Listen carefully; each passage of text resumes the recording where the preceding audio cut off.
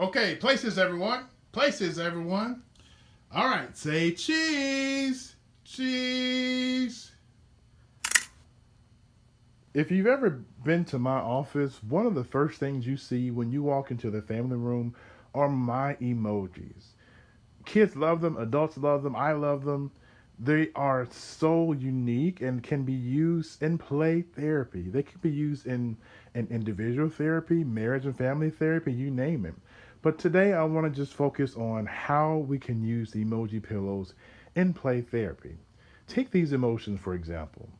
One example of an activity you can do with a child is to ask them to just go pick a pillow. Ask them to pick one that they like and just see which one they pick. Don't necessarily ask them too many questions, but become curious and observe the one they picked. Let's say they pick this one. Or you may say, "Oh wow, you picked that one. Tell me about it." And see what they say. Well, what if they chose this one? You may say, "Wow, you chose that one. Tell me about it." And one of the things I encourage my parents not to do is to make assumptions based on what you see. You could look at this emoji and think, well, maybe he's mischievous. Maybe he's, vindictive. Both of those words are specific words that can be used to describe, complex emotions. But do children recognize that? Maybe not. That's something that we're learning or we're teaching the children how to identify their emotions.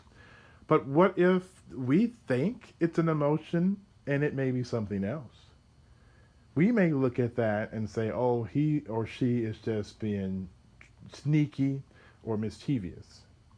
Um, you could look at, and a child could look at that and feel like, oh, he doesn't really want to be here, so he has to find a way to smile. And I would not have even thought that. What about this one? It's hard to tell.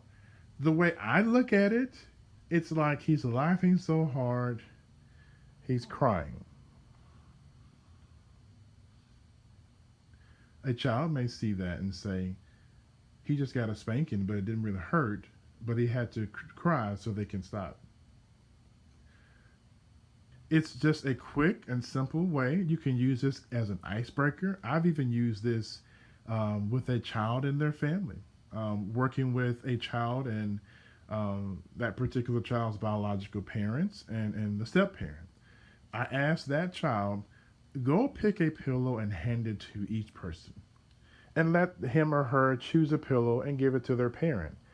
And I didn't really focus at the time on analyzing the which pillow that child chose, but that's something you can think about later. There's so much content and meaning that can be derived from just the child's choice, and you can do all that just by asking simple questions.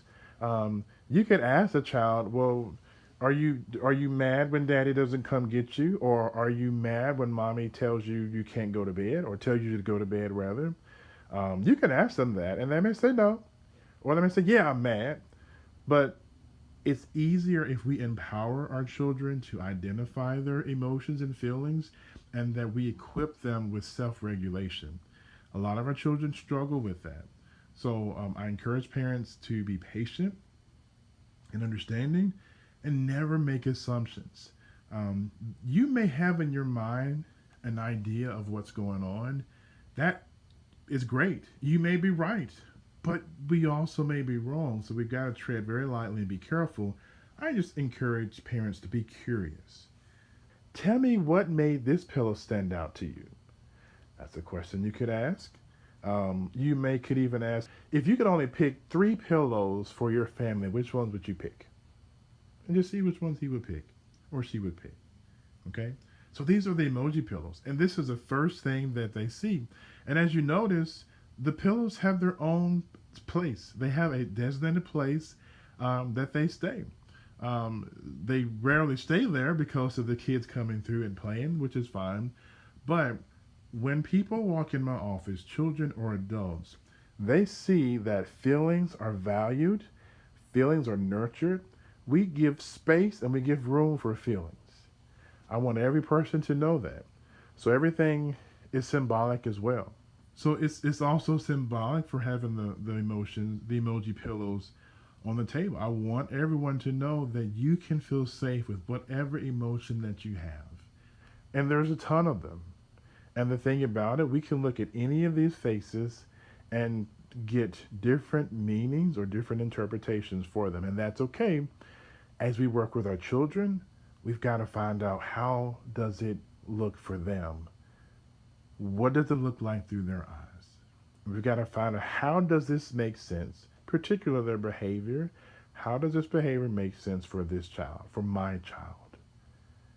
Thank you for watching today's video on play therapy. Please don't forget to subscribe to my YouTube channel. Also, please like my page on Facebook and follow me on Instagram and Twitter. My username is Alvin Bonds II. That's ALVINBONDSII. Have a great day.